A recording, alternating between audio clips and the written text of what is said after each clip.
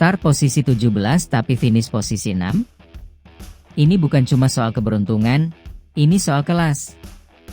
Di saat media asing sekelas Speedweek Jerman menyebut aksinya gila, pembalap kebanggaan kita Veda Ega Pratama resmi menyandang status rookie terbaik dunia saat ini. Sementara itu, rival tetangga Hakim Danish justru curhat motornya loyo padahal start dari 10 besar. Apa rahasia Veda bisa melibas 11 pembalap sekaligus? Kita bedah tuntas datanya di Rara Askar.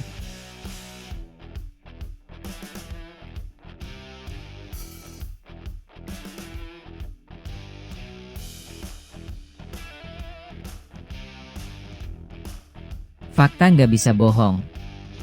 Setelah seri Jerez, Veda Ega Pratama masih kokoh sebagai rookie terbaik di posisi 6 klasemen sementara. Dia mengasapi nama-nama besar seperti Brian Uriarte, Casey O'Gorman, hingga rekan setimnya Zen Mitani.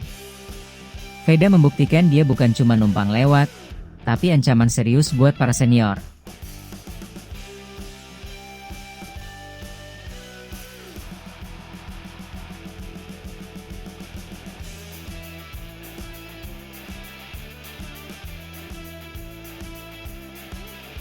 Media otomotif ternama Jerman, Speedweek, sampai takjub.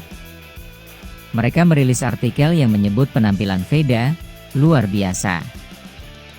Bayangkan, dari posisi buncit di latihan bebas, pelan-pelan dia merangkak naik dan puncaknya adalah manuver maut di balapan utama Jerez.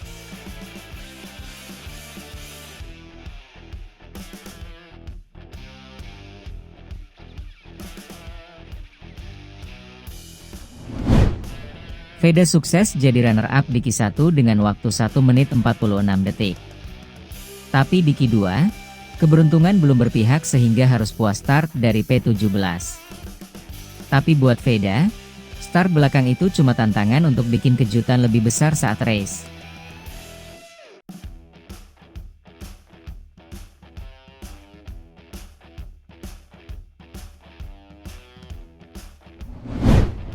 Sekarang kita lirik tetangga.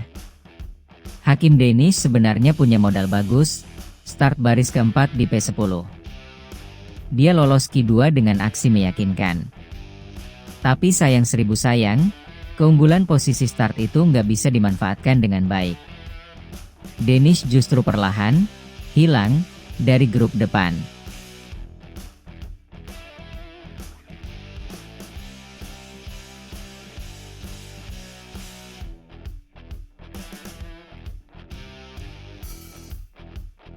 Ini momen paling panas.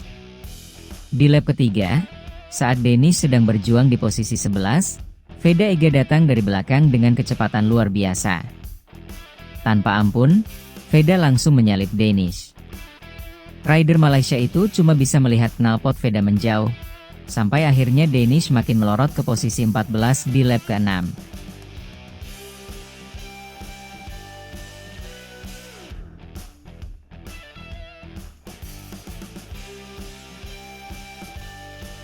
Dikutip dari berita harian, Danish mengaku kewalahan di tikungan cepat. Dia bilang kehilangan banyak waktu di sana. Padahal dia sempat merangsek ke peringkat 8 di lap-lap awal, tapi apa daya, kecepatannya nggak sanggup meladeni agresivitas pembalap lain, termasuk Veda.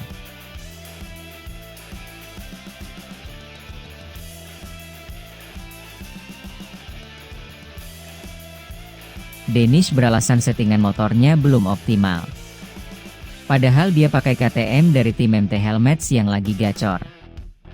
Dia bilang strategi ban sudah benar, tapi potensi mesin belum keluar. Pertanyaannya, ini salah motornya, atau mentalnya yang belum siap duel jarak dekat?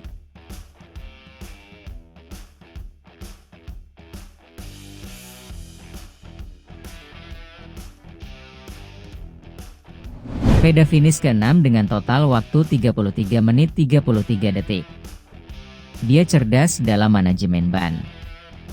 Meskipun dia harus fix dari lap pertama untuk menyalip 11 pembalap, Veda tetap bisa menjaga ritme sampai garis finish. Ini yang namanya kecerdasan di atas lintasan.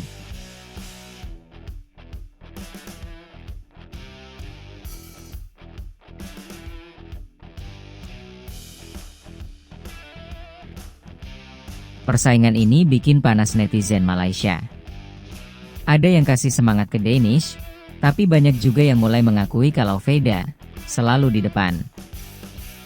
Fans mereka bahkan menyoroti kalau gaya balap Danish kurang agresif dibanding Veda yang berani ambil resiko.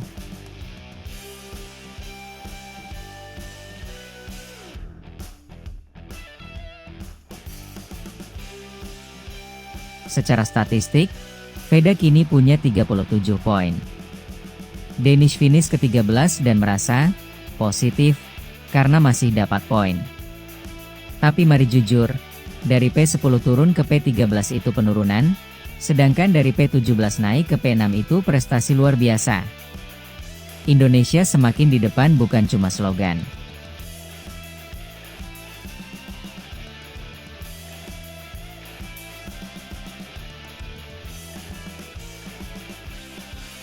Penampilan di Jerez membuktikan Veda adalah pesaing serius. Dia bisa memberikan perlawanan sengit kepada pembalap berpengalaman. Dia tidak minder meskipun start dari belakang. Inilah yang bikin media asing menyebut aksinya gila.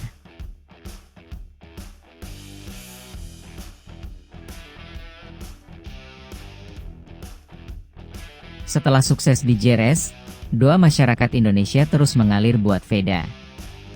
Status Rookie terbaik sementara ini harus dijaga. Konsistensi adalah kunci kalau mau lihat bendera merah putih berkibar di podium seri-seri berikutnya.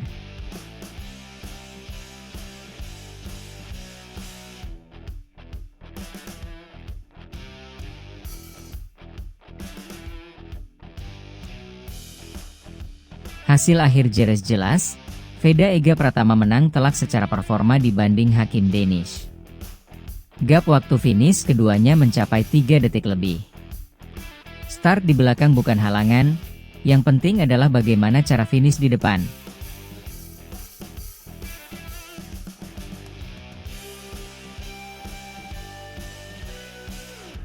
Jadi gimana menurut kalian? Apakah Veda bakal segera naik podium? Dan buat fans tetangga, mampukah Danish bangkit di seri depan? Tulis komentar kalian, jangan lupa like, share, dan subscribe Rara Askar. Saya pamit, Indonesia semakin di depan, menyala Indonesia. Sampai jumpa di video berikutnya.